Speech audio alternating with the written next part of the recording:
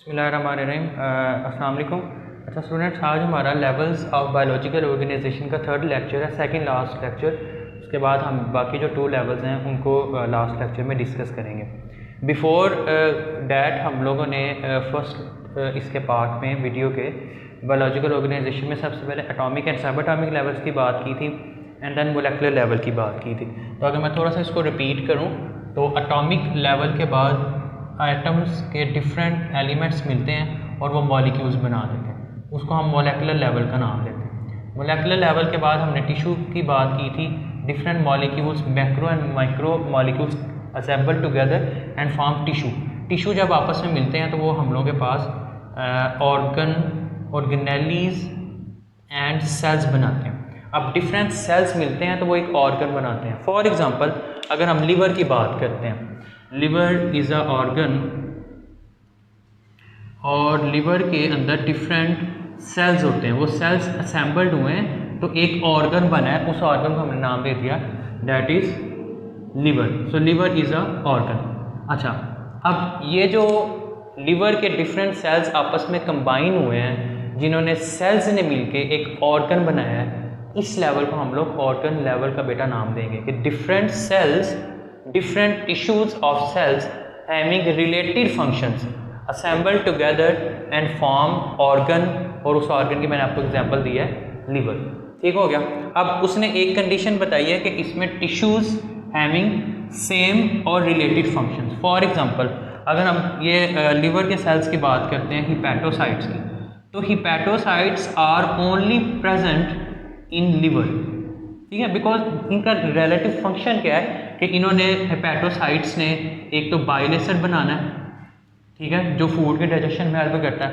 Number 2, इन्होंने blood की formation करनी है। ब्लड की फॉर्मेशन किस तरह से करनी है? इन्होंने हीमेटोपोइसिस प्रोटीन बनानी है। हीमेटोपोइसिस प्रोटीन हीमेटोपोइटिन प्रोसेस के थ्रू आरबीसीज की फॉर्मेशन करता है। जब आरबीसीज बनता है तो अल्टीमेटली हम कहते हैं ब्लड इज फॉर्म्ड और प्रेजेंट इन आवर बॉडी। ठीक है, तो ब्लड की फॉर्मेशन और बाइल एसिड की जो फॉर्मेशन है वो बेसिकली लिवर के अंदर होती है। अब ये क्यों होती है? बिकॉज हिपैटोसाइट सिमिलर फंक्शन है और ये लिवर के अंदर प्रेजेंट है। अगर मैं बात करता हूँ स्टमक की, तो अगर स्टमक के अंदर ये प्रेजेंट होते हिपैटोसाइट्स, तो स्टमक के अंदर हिपैटोसाइट्स के तो कोई काम ही नहीं है। बिकॉज ये जो हम लोग के पास स्टमक है, स्टमक के अंदर जो सेल्स हैं इनको नाम देते हैं सिक्रीटरी एपिथेलियल सेल्स। ये सिक्रीटरी एपिथेलियल सेल्स ने रिलीज करना होता है gastric juice. Secretory cells release gastric juice, और ये गैस्ट्रिक जूस क्या करता है? बेसिकली प्रोटीन की डाइजेशन करता है। ठीक हो गया। तो बताने का मकसद ये था कि डिफरेंट टिश्यूज, डिफरेंट सेल्स के डिफरेंट टिश्यूज असेंबल इस तरीके से हो कि वो एक ऑर्गन बनाए, लेकिन उनका फंक्शन आपस में क्या हो? सेम हो। अब लिवर के अंदर ट्रिलियंस ऑफ हिपैटोसाइट्स हैं, लेकिन सब हिपैटोसाइट्स बाइल एसिड और ब्लड बना रहे हैं। ठीक है, उसमें कोई ऐसा हिपैटोसाइट नहीं है जो गैस्ट्रिक जूस की फॉर्मेशन करेगा। गैस्ट्रिक जूस की फॉर्मेशन करने के लिए स्टमक के अंदर टिश्यूज और सेल्स इन्वॉल्व हैं, उनको हम सिक्रीटरी सेल्स का नाम देते हैं। तो इसका मतलब ये हुआ कि एक ऑर्गन जो डिफरेंट टिश्यूज या सेल्स से बना है, असेंबल टुगेदर, उनका पर्टिकुलर और सेम फंक्शन है। ठीक हो गया। अच्छा बेटा, इसको एक एग्जांपल से समझते हैं। अगर हम एनिमल्स की बात करते हैं तो ये एग्जांपल एनिमल में है। एनिमल्स इंक्लूडिंग ह्यूमंस की बात करें तो स्टमक जो है वो function in food digestion. Stomach के जो सिक्रीटरी एपिथेलियल सेल्स है, मैंने बताया they secrete gastric juice and gastric juice help in peptide या प्रोटीन अमीनो एसिड्स की डाइजेशन में हेल्प करता है। उसके बाद इसके अंदर मस्कुलर वॉल होती है। Stomach contain smooth muscles. Muscles की बेसिकली बेटा 3 टाइप्स होती हैं, smooth muscles, cardiac muscles and skeletal muscles. Smooth muscles basically contraction और रिलैक्सेशन में हेल्प करते हैं। ऑल ओवर द जीआईटी अगर हम माउथ से एनुस की बात करें तो वहाँ पे स्मूथ मसल्स आर प्रेजेंट होते हैं। स्मूथ मसल्स क्या करते हैं? आगे फूड को प्रोपेल करते हैं, कॉन्ट्रैक्शन और रिलैक्सेशन में हेल्प करते हैं। Cardiac muscles are only related to heart and skeletal muscles are only present in skeletal system bones के साथ ही प्रेजेंट होता है, बाइसेप्स या ट्राइसेप्स की बात करते हैं। तो एक एक्स्ट्रा टॉपिक है, उसके हम बाद में बात करेंगे। पहले आप ये देखें कि मस्कुलर वॉल जो है इसके अंदर मसल्स कौन से होंगे, स्मूथ मसल्स। उन स्मूथ मसल्स ने करना क्या है, फूड को प्रोपेल करना है और मिक्स करना है towards the posterior and. Posterior and पे फूड को मूव करना है। जब बोलस ने यहाँ पे अंदर आना है तो बोलस ने सिर्फ यहाँ पे नहीं रहना, उसने आगे मूव करना है, आगे की तरफ मूव करना है, ठीक है। सो बोलस को मूव करने के लिए यहाँ पे होती है बेटा पेरिस्टालसिस। पेरिस्टालसिस क्या करती है, यहाँ पे मसल्स की कॉन्ट्रैक्शन एंड रिलैक्सेशन से यहाँ पे फूड को आगे की तरफ प्रोपेल किया जाता है। तो जब फूड आगे प्रोपेल होती है, जंपिंग आवाज़ आती है स्टमक के अंदर से, तो वो बेसिकली फूड को आगे प्रोपेल करती है और इसको साइंटिफिक टर्म में हम लोग बेटा पेरिस्टालसिस का नाम देते हैं, ठीक है। 9th क्लास में भी हमने इसकी देखा हुआ है कि पेरिस्टालसिस होती है, ठीक है। अब मैंने आपको एक ऑर्गन स्टमक, अभी एक ऑर्गन की, एनिमल में भी एक ऑर्गन की एग्जांपल दिया कि उसके अंदर कौन कौन सी प्रोडक्ट्स बनती हैं और उसका फंक्शन क्या होता है, contraction, relaxation, mixing of food and food की डाइजेशन अल्टीमेटली। अगर हम प्लांट्स की बात करें तो प्लांट्स में बेटा जो ऑर्गन या सिस्टम लेवल है which is much less definite than animals, because अगर आप एनिमल्स के स्ट्रक्चर्स की बात करते हैं तो एनिमल्स में वेरी प्रोमिनेंट जो स्ट्रक्चर्स हैं वो आपको नज़र आ रहे होते हैं, रूट्स हैं, स्टेम्स हैं एंड लीव्स हैं, और उन सब का अपना अपना एक पर्टिकुलर फंक्शन, उसमें कोई कम्प्लेक्स ऑर्गेनेली या कम्प्लेक्स सिस्टम्स नहीं है। फॉर एग्जाम्पल रूट्स की बात करें तो रूट्स क्या करते हैं, roots help in adhesion of stem in soil. इसने क्या करना है, सिर्फ सॉइल के अंदर स्टेम को एडहियर करके रखना है, उसके अलावा रूट्स ने एब्जॉर्प्शन करनी है, एब्जॉर्प्शन, ठीक है। तो ये इसका क्लियर कट फंक्शन है प्लांट बॉडी के अंदर, इसमें कोई कम्प्लेक्स या कोई एम्बिग्विटी नहीं है। उसके अलावा अगर हम स्टेम्स की बात करें तो स्टेम्स के अंदर क्या होते हैं, vascular tissues. Vascular tissues two types के हम लोगों के पास बेटा, phloem and xylem. Xylem as a name suggested, हमने 9th क्लास में भी इसको देखा है कि जाइलम जो है वो help in food water conduction and phloem help in food transportation. उसके बाद लास्ट जो पार्ट है प्लांट का, डैट इज़ लीव्स। लीव्स की बात करें तो leaves help in food manufacturing, या इसको सिंपल टर्म में नाम देंगे फोटोसिंथेसिस, ठीक है। बिकॉज लीव्स में क्या होता है, लीव्स कंटेन क्लोरोफिल, इनके अंदर ग्रीन पिगमेंट होता है जो फोटोसिंथेसिस करवाता है, ठीक है। तो प्लांट्स में जो ऑर्गन एंड सिस्टम लेवल है which is much less definite because there is no complexity, no ambiguity in the structure और अल्टीमेटली उनके फंक्शन के ऊपर, ठीक है। बिकॉज जो फंक्शन है वो डिपेंड कर रहा होता है उनके स्ट्रक्चर के ऊपर। सो बेटा this is organ and system level. हमने बात की कि ऑर्गन और सिस्टम लेवल में डिफरेंट टिश्यूज़ आपस में सैम्पल होते हैं जिनका पर्टिकुलर फंक्शन होता है। मैंने आपको एनिमल्स में भी उसकी एग्जांपल दी है और उसके अलावा प्लांट्स में भी। अब डिफरेंट ऑर्गन्स जब मिलते हैं तो वो एक इंडिविजुअल बना देते हैं। For example we all also an individual, हमारे अंदर ये जो डिफरेंट ऑर्गन्स हैं, आई, नोज, थ्रोट और उसके अलावा किडनी, स्टमक, लिवर, ये सारे ऑर्गन्स मिलते हैं और एक इंडिविजुअल लेवल बनाते हैं जिसको हम ह्यूमन का भी नाम देते हैं, ह्यूमन, वी और ह्यूमन, और हम एक इंडिविजुअल है, ठीक है। हमारे अंदर वेरियस ऑर्गन्स, सो प्लांट्स और एनिमल्स में various organs assemble together and form an individual level, या इंडिविजुअल लेवल का बेटा जो दूसरा नाम है वो है होल ऑर्गेनिज्म। इसको हम होल ऑर्गेनिज्म का भी नाम देते हैं, ठीक हो गया। इसकी कैरेक्टरिस्टिक्स क्या हैं, फॉर एग्जांपल मैन का मैंने आपको बताया, man has its own particular task because man के अंदर, मैन के अगर फिजियोलॉजी की बात करें तो मैन के अंदर different organs are present. Liver भी एक ऑर्गन है, डिफरेंट ऑर्गन्स मिलेंगे तो इंडिविजुअल बनाएगा ना। लिवर भी एक ऑर्गन है, उसके अलावा stomach is also an organ, उसके अलावा स्मॉल इंटेस्टाइन है, दैन हम लोग के पास पेंक्रियाज है एंड सो ऑन। और हर एक जो ऑर्गन है उसका एक स्पेसिफिक फंक्शन है बॉडी के अंदर, ठीक है, पर्टिकुलर टास्क है।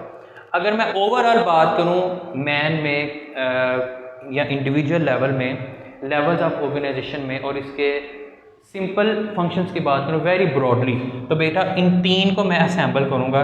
तीन फंक्शंस है, इसमें से फर्दर फंक्शंस इवॉल्व होंगे। किस तरह से होता है मैं बताता हूँ आपको। सबसे पहले muscle contraction, number 2 coordination and control, इसको हम ऑर्गेनाइजेशन का भी नाम देंगे, ऑर्गेनाइजेशन,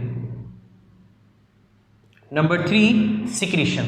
ठीक हो गया। अब इसको वन बाय वन डिस्कस करते हैं। सबसे पहले जो मसल कॉन्ट्रैक्शन है, मसल्स कॉन्ट्रैक्शन, अब पहले तो हम ये देखें कि मसल्स हैं क्या। ठीक है, muscles spindle fibre muscle fibres के बने होते हैं। Muscles are formed of muscle fibres, और उन फाइबर्स को हम नाम देते हैं मायोफिब्रिल्स। अगर हम मसल्स के स्ट्रक्चर की बात करें, मैंने वेरी डीपली इसकी बात की है मायोफिब्रिल्स, आगे नेक्स्ट लेक्चर में हम मसल्स की बात करेंगे, लेकिन अभी तक ये समझें कि मसल्स जो है वो मसल फाइबर्स के बने होते हैं, और उन मसल फाइबर्स के अंदर मायोफिब्रिल्स होते हैं। मायो एक प्रोटीन है जो मसल्स के अंदर प्रेजेंट होती है, जो कॉन्ट्रैक्शन रिलैक्सेशन में हेल्प करती है। सो मायो प्रोटीन फिब्रिल्स फाइबर्स के अंदर, मसल फाइबर्स के अंदर। अच्छा, अब मसल्स मैंने आपको बताया वेरी स्टार्ट में कि muscles are of 3 types. Smooth muscles की हमने बात की है, वो स्टमक के अंदर प्रेजेंट होगी। सो जीआईटी में कौन कौन से मसल्स इन्वॉल्व होते हैं। जीआईटी बेसिकली है एलिमेंट्री कैनाल, फूड कैनाल, और इसको गट का भी नाम देते हैं, लेकिन जीआईटी की एब्रीवेशन है गैस्ट्रो इंटेस्टाइनल ट्रैक्ट। सो गैस्ट्रो इंटेस्टाइनल ट्रैक्ट में बेटा स्मूथ मसल्स आर प्रेजेंट। ठीक है, उसके अलावा जीआईटी के अलावा अगर हम स्केलेटल सिस्टम की बात करें तो स्केलेटल में स्केलेटल मसल्स प्रेजेंट होते हैं। ठीक है, उसके अलावा अगर हम कार्डिक की बात करें, कार्डिक मसल्स की, तो कार्डिक में muscles are present in heart. ठीक हो गया।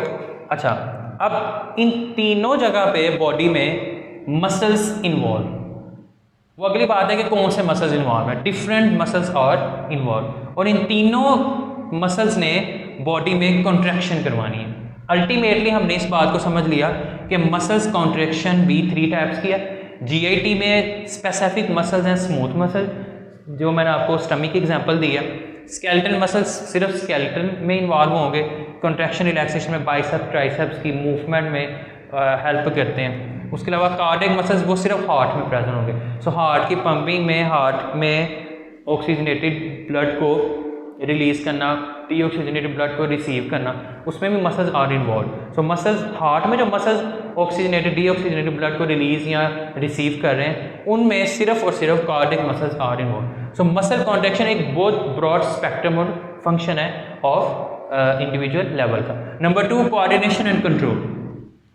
कोऑर्डिनेशन में बेटा सबसे पहले आ जाता है हार्मोन्स। अब हमारी बॉडी में hormones release by endocrine glands. Endocrine glands क्या करते हैं बेटा, हार्मोन्स के सिक्रीट करते हैं। अब हमारी बॉडी में टोटल 20 एंडोक्राइन ग्लैंड्स हैं प्रेजेंट। हमारी बॉडी में 20 एंडोक्राइन ग्लैंड्स प्रेजेंट है। 17 चैप्टर हमने रिसेंट ये लेक्चर चैप्टर ख़त्म किया, इसके भी लेक्चर्स मौजूद हैं चैनल पे। सो 20 एंडोक्राइन ग्लैंड्स को हमने 1 बाय 1 डिस्कस किया था। वो 20 एंडोक्राइन ग्लैंड्स एक स्पेसिफिक हार्मोन्स रिलीज करते हैं। वो हार्मोन्स बॉडी में कोऑर्डिनेशन में हेल्प करते हैं। फॉर एग्जांपल अगर बेटा हम बात करते हैं थायराइड ग्लैंड की, so thyroid gland responsible for the secretion of, और अल्टीमेटली देखें सिक्रीशन में रोल आ रहा है, कोऑर्डिनेशन भी और सिक्रीशन दोनों एक दूसरे के फंक्शन को बाईपास कर रहे हैं। कोऑर्डिनेशन में किस तरह से हेल्प करता है थायराइड ग्लैंड। थायराइड ग्लैंड अपने हार्मोन्स रिलीज करता है T3, T4 एंड TSH। ठीक हो गया। ये तीनों हार्मोन्स क्या करते हैं, बॉडी में मेटाबॉलिज्म और ग्रोथ में हेल्प करते हैं।